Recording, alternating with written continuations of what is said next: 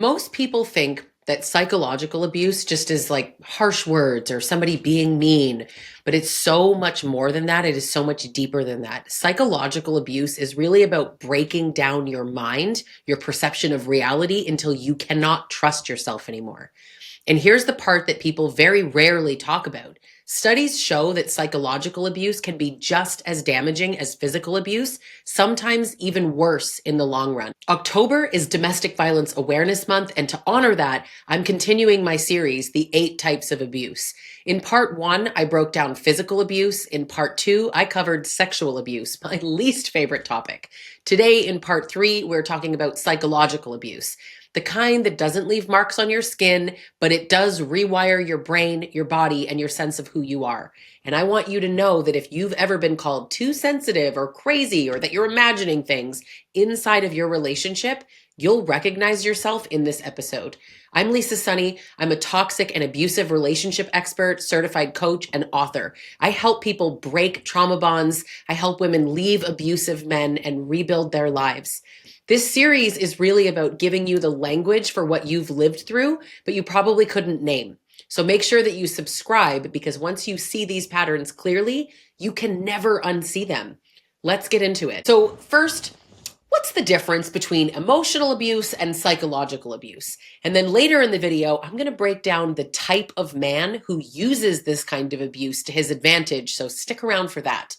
Emotional abuse, it manipulates your feelings, right? It's guilt tripping and shame, withholding affection. Psychological abuse actually manipulates your mind. It destabilizes your perception of reality. It leaves you doubting your memory, your judgment, and your sanity. And when you can't trust your own mind, you become dependent on his, and that's the goal. So what does this actually look like? Here's some wild examples, okay? Gaslighting is the big one, right? That never happened. You're remembering wrong. You're crazy. Over time, you start second guessing everything, right? From what was said last night to whether or not your anger is even valid. One client told me once that she started keeping screenshots of text conversations, not because she wanted proof to confront him with, but because she needed proof for herself. That is how deep gaslighting cuts. I have a client whose partner would gaslight her by saying, almost laughing about it, "I can't believe that you and I always have such a different perception of what happened," as if he wasn't intentionally trying to confuse her. It was presented to her as this like funny difference of how they interpreted what was said or what happened. But can we all just stop for a moment? Can we see this? What was said and what happened isn't subjective. How somebody feels about something, yeah, that's subjective. But framing it like a difference in perception is kind of a perfect example of gaslighting. In fact, quick story time here.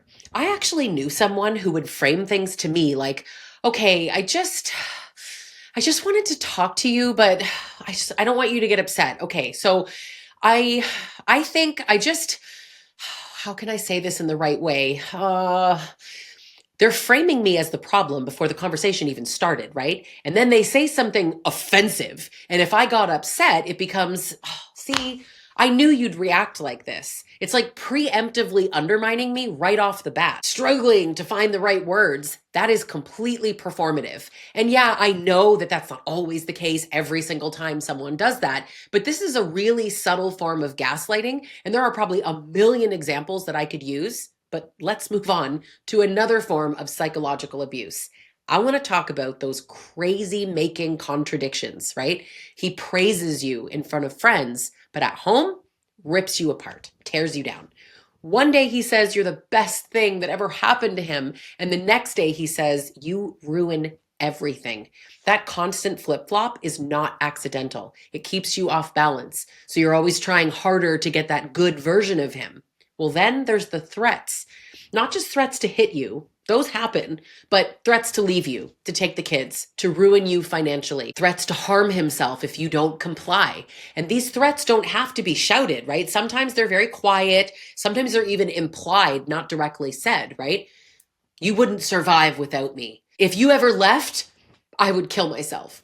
That is psychological abuse. It traps you in fear, but that responsibility isn't yours. You hear things like, you couldn't afford this place without me. Translation, leave me and you'll lose your home. You don't want to see me when I'm really mad. Translation, step out of line and you'll get hurt. People will believe me before they believe you. Translation, if you speak out, I will destroy your credibility. And those are threats, right? They're indirect, but they're threats, but they're not illegal to make. You feel threatened and you're supposed to, but it's not illegal. Isolation is another one, right? He convinces you that your friends don't really care. Your family is against you. Nobody else would ever want you. And over time, you withdraw, not because you actually want to, but because it actually feels safer than constantly being told that you're wrong for needing anybody but him. And this ranges from anything like, you can't go see your friend Daniela. No. To, I don't know why you always want to hang out with Daniela. She hates me. The second is so much more subtle, right? But he didn't say that you couldn't go. So he's not controlling, right? But you feel like you can't go and you police yourself at that point, right? That's how these abusers get into your head. And then there are the mind games that most people can never name, right? They deliberately change details of a story so you seem forgetful, or telling one version of events today and another tomorrow and then mocking you for not keeping it straight, or picking fights late at night when you're exhausted so you agree to things that you wouldn't if you were actually alert or awake. These are subtle, right? But they work. Lesser known forms are things like using silence strategically. And I don't just mean the silent treatment, but like going completely cold during an argument until you beg to make up because you can't stand the tension anymore. Hiding your keys, hiding your wallet, hiding your phone, and then pretending that you misplaced them. Forgetting things that matter to you over and over. That's supposed to make you feel invisible, right? These games make you feel like you're losing your grip when actually you're being manipulated. This is psychological abuse. Okay, other tactics. Triangulation, right? Dragging other people into your arguments. Saying things like, even your sister thinks that you're overreacting, right? Bringing other people into it to make you feel crazy. Or projection, accusing you of the very things that they are guilty of, right? You're so controlling when he's the one that's monitoring your every move. Now, these are double binds, right? You're trapped in these no-win situations, which is kind of like a total characteristic of being in an abusive relationship. If you speak up, you're crazy. If you stay quiet, you're cold. And then there's narcissistic word salad, just talking in circles until you are so confused that you give up even trying to make sense of it. And then there's withholding, right? Stonewalling at every attempt that you make to communicate. It leaves your head spinning, but he just stands there watching. In my book, Narcissism Unmasked, I actually take you through 125 terms and tactics of abuse. The link is in the description. So all of these things that I'm discussing here, it's all psychological abuse, but none of them leave bruises. Nobody can see it, but it leaves you destabilized. So let's talk about what kind of man does this, right? He's not just a guy who loses his temper. He just doesn't know how to communicate. This is a man who engages in psychological abuse, and he's calculated. He knows what he's doing, right? He picks tactics that confuse you, that make you doubt yourself, that keep him in control, but he never had to raise a hand. Plausible deniability. And on the outside, I'm telling you, this guy is charming. He's polished. At work, he's admired. People like him. Maybe he's funny with his friends. Even with your family, he's warm sometimes, right? That's what makes the private abuse even more disorienting, because if he can be so normal out there, then maybe you really are the problem. But that's exactly what he wants you to think. He doesn't want a partner. He wants to control.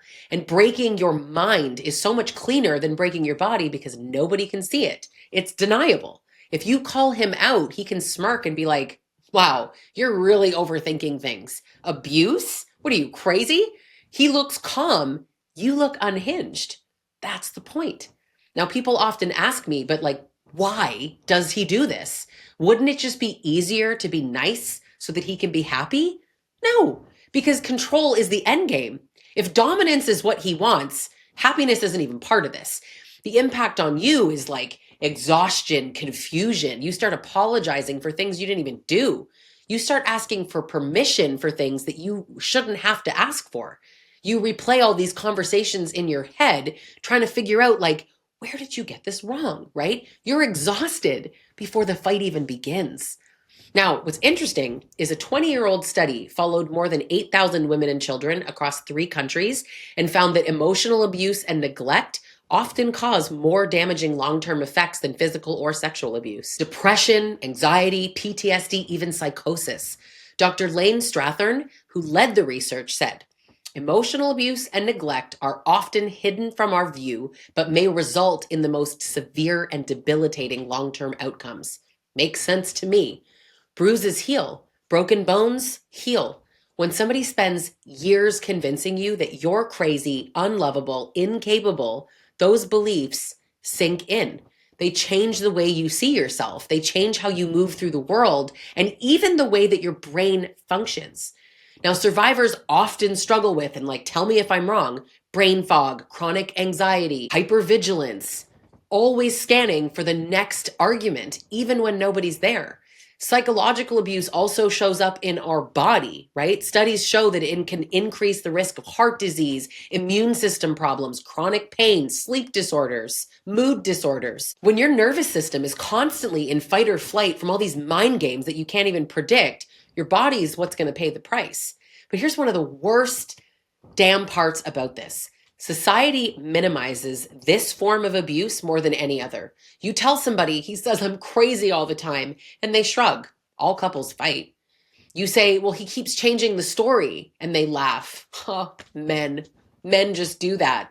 Boys will be boys, right? Even the courts ignore it because it doesn't leave a mark. But make no mistake, psychological abuse leaves scars every bit as real as physical abuse. So if you're sitting here wondering, was I even abused? Because it's so covert, you almost can't even name it. I want to give you that clarity. If you doubt your memory, your sanity, and your reality, just the fact that you doubt it, that is psychological abuse. If you've ever found yourself apologizing for things that you didn't do or don't remember doing because you didn't actually do them, you're questioning things that you know that you saw, you are begging somebody for clarity that is never going to come, that is psychological abuse. You weren't imagining it. You're being manipulated.